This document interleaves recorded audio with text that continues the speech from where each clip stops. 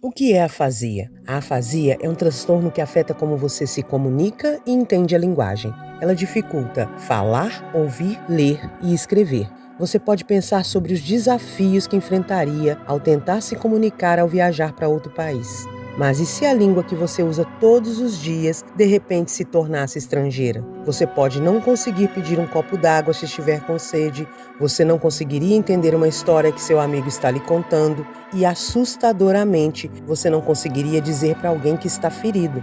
Para muitas pessoas, é assim que podem ser os sintomas de afasia. Essa condição acontece após danos ao centro de linguagem do cérebro, geralmente após um derrame ou acidente vascular cerebral, o AVC. Embora a afasia afete a capacidade de se comunicar, ela não afeta a inteligência. Os sintomas da afasia variam com o tipo de afasia. No entanto, a maioria dos tipos causa dificuldade de encontrar, entender e reconhecer diferentes formas de linguagem. Danos ao centro de linguagem do cérebro, que são as áreas envolvidas na linguagem, é que causam a afasia. As causas mais comuns são o AVC, o traumatismo crânioencefálico, tumores cerebrais, infecções cerebrais, inflamações cerebrais e condições neurológicas progressivas, como a demência e o Alzheimer. A localização do dano no seu cérebro determina o tipo de afasia que você tem. Existem duas partes principais do seu cérebro que envolvem a linguagem. A área de Broca, que fica no lobo frontal, no lado esquerdo, na frente da sua têmpora. Ela controla os músculos que você usa para falar. A área de Wernicke fica no seu lobo temporal, do lado esquerdo, logo acima da orelha. Controla a habilidade de entender e selecionar as palavras certas para usar quando você fala. Essas duas áreas do cérebro trabalham juntas para ajudar você a falar. A área de Wernicke processa sua compreensão das palavras e escolhe quais você usa. Então, ela envia sinais para a área de Broca. Uma vez que a área de Broca sabe quais palavras usar, ela envia os sinais para os músculos que você usa quando fala. A afasia pode afetar qualquer pessoa em qualquer idade. É mais comum após os 65 anos, especialmente após um AVC. A afasia afeta sua capacidade de comunicar seus desejos e necessidades. Você pode não ser capaz de dizer a alguém que está com fome ou cansado, que precisa de ajuda ou que algo está errado. Isso pode levar a frustração, raiva, isolamento e depressão. Quando a afasia é causada por danos cerebrais de longo prazo ou permanente, como um derrame, a terapia da fala pode melhorar as habilidades de linguagem. A terapia da fala constrói ou reconstrói sua compreensão da linguagem e lhe ensina habilidades para se adaptar a sintomas específicos.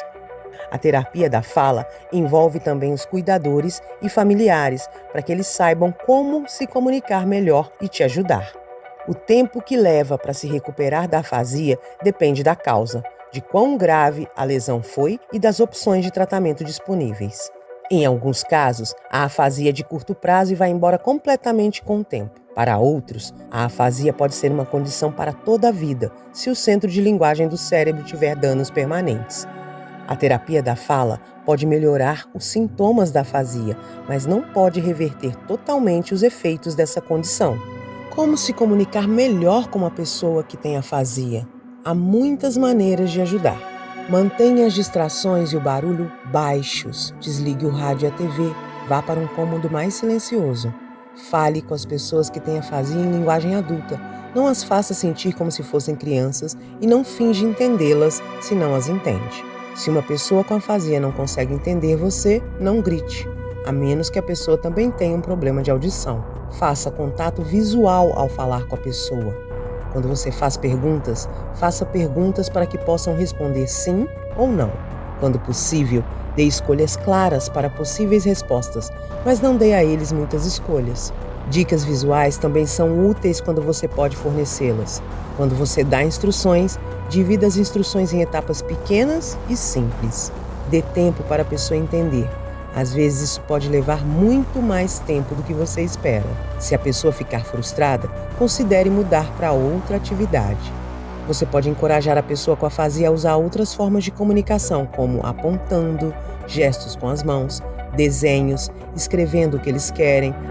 Tente sempre manter as pessoas com afasia envolvidas nas conversas. Verifique se elas estão entendendo. mas não force muito para que elas entendam, pois isso pode causar mais frustração. Não tente corrigir pessoas com afasia se elas se lembrarem de algo incorretamente. Se tiver que deixar alguém com afasia sozinho, certifique-se de que ela tem um documento de identificação. E nesse documento deve haver informações sobre como entrar em contato com os familiares ou cuidadores e também explicações sobre o problema de fala e a melhor forma de se comunicar.